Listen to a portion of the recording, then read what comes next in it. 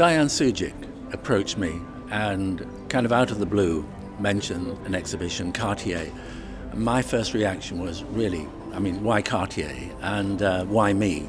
And Diane then went on to explain the significance of the birth of a watch being strapped onto an aviator, the story of this person, Louis Cartier, the beginning of the 20th century, and all its links to many of my personal passions about flight, about history, engineering, all seemed to come together. So that was a surprise, and that aroused my interest. It's really to communicate the dramatic changes that happened at the beginning of the 20th century, influence all the ways in which we live today. So it was the kind of birth of modernism, and in a way Cartier is part of that story. The artifacts, the jewelry, the watches, the lines, the purity, all the things that we perhaps call minimalism today, but at that time were truly radical.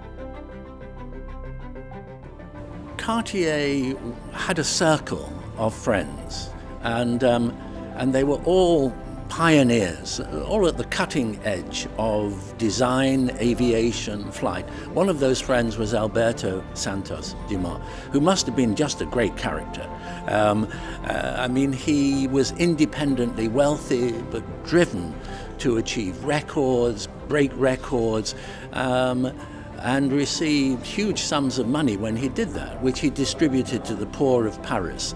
And he would entertain his guests with high seating to be close to the ceiling. So he was a great character. And of course, Cartier developed the male wristwatch. He strapped the watch onto the wrist of his friend so that his hands were free to be on the controls, which is just a great story. And of course, we take all these things for granted today.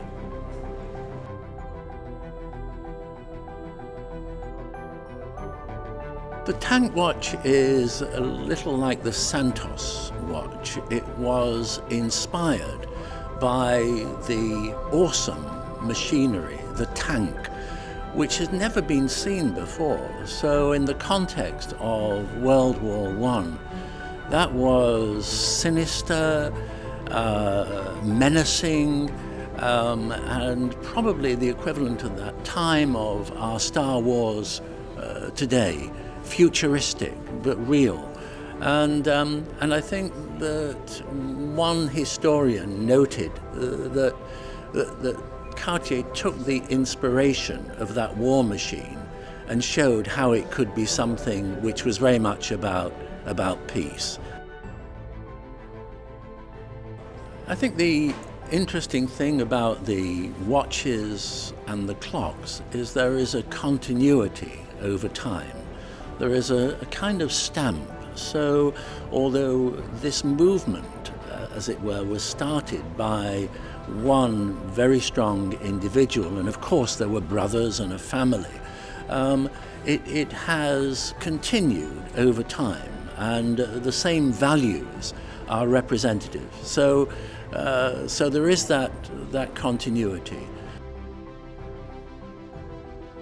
I think the experience of going to a factory and seeing these elements being assembled and lovingly polished and honed, you realize the involvement of the individual and the enduring attraction of craftsmanship.